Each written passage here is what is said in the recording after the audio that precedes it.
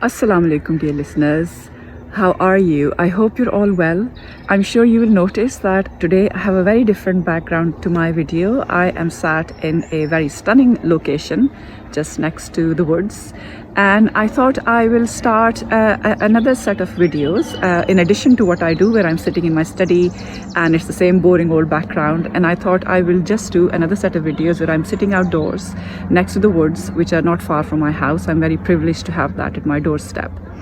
And there is a very lovely pond here, which because I come here every day, I see the changes there, I see the birds, I see all the new chicks that hatch, all the yellow lotus flowers that come to the surface of the pond.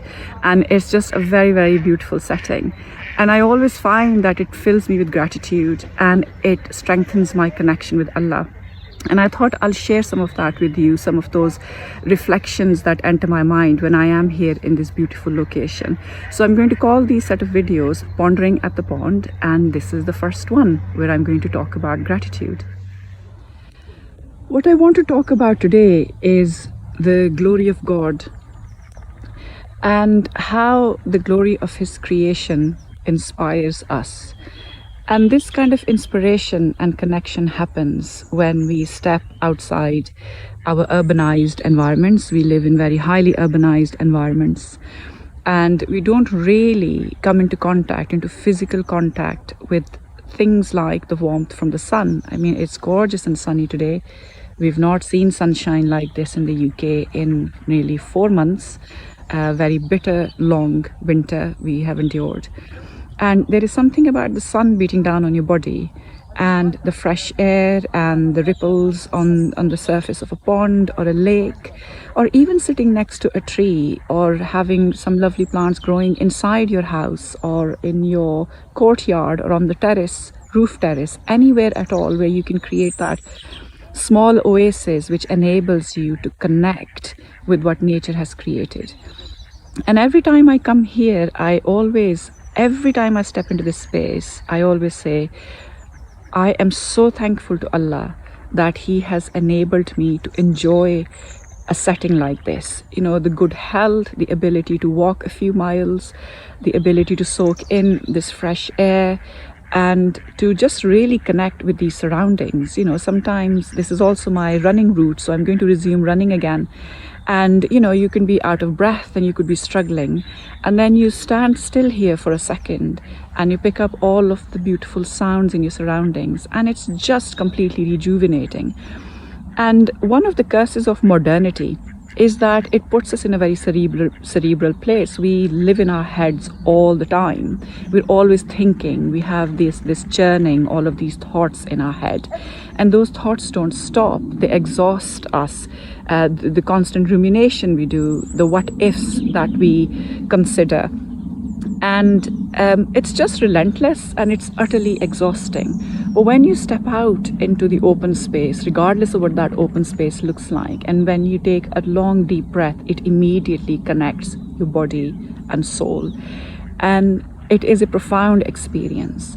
And when you have nature around you, if you start noticing nature, you find that it is constant, but it's not boring. It is never boring. So the swans that you see, you can see 3 of them. 2 are mom and dad, and the one at the front is actually from the clutch that hatched earlier in May, last year in May. So he's the baby, and he's going to be rehomed by the volunteers who maintain this space. And mom and dad are going to then lay another set of eggs soon, and then mom will be incubating those eggs until May, and then we will have another brood of cygnets. Sometimes we can have 5, sometimes we can have up to 9, and they are absolute bullies. They rule this pond, and the same process of generation and regeneration happens every year.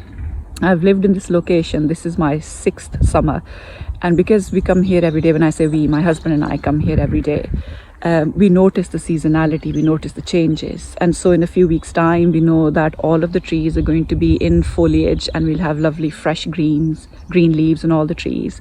And we're going to have bluebells on the forest floor, and it would look as if the sky has collapsed onto the ground because the bluebells just turned the whole forest floor blue. And I will share those things with you. I think you'll really enjoy them, and I hope by sharing these things with you, I'm also sharing some of the joy I experience being in these surroundings. But every time I come here and I notice the beauty of creation, the cyclicality of it, the seasonality of it, the constance of it, the rhythm of it, I'm reminded of God's creation and the diversity of creation around us, just how beautiful that is. And you know what bird song reminds you, that God has taught birds to sing. And when the water flows, there's a little stream not far from here, and you can hear the water just very gently rushing past, and you think everything that Allah has created is designed to boost our well-being. There is a lot of mathematical and engineering logic behind this. These spaces are created for us because these spaces connect to our soul. And it is not a coincidence that the Quran describes Jannah or paradise always as a garden. It is a garden, it is green, it has water, it has rivers that flow, it has abundance. And on our planet, we are privileged to have almost a glimpse into that garden. And it is our responsibility to protect that garden. And I would hope that Muslims will take the climate crisis very seriously and try to protect this environment for future generations and join hands in doing so. But at a spiritual level, I'm always reminded of the Quranic verse in Surah Rahman, which, as you know, is repeated many times as Allah talks about His creation. And every time then He reminds us, فَبِأَيِّ آلَاءِ رَبِّكُمَا تُكَذِّبَانِ, and which of the favors of your Lord will you deny? And those favors are in such abundance that we cannot keep track of them, we cannot list them. They are just so numerous, so limitless, and so invaluable to our well-being. So every time I step into these woods, I encounter a different bit of light, a different bit of foliage, different types of birds and animals. We will start seeing lotus flowers on this pond soon. The sunlight changes. Even as I'm speaking to you, you would have noticed that the sun's now behind the clouds, and I'm now seeing the same pond in very different light. And just by taking out a few minutes every day to just immerse myself into this beautiful space, it absolutely deepens my connection to Allah. And I'm reminded every time how He has blessed us all by creating all of this beauty around us. And then He has given this planet into our custodianship.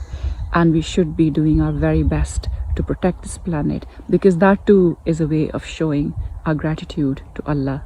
And which of the favors of our Lord will we deny, or can we deny? I will leave you with those thoughts, and inshallah I will be back soon with more pondering at the pond.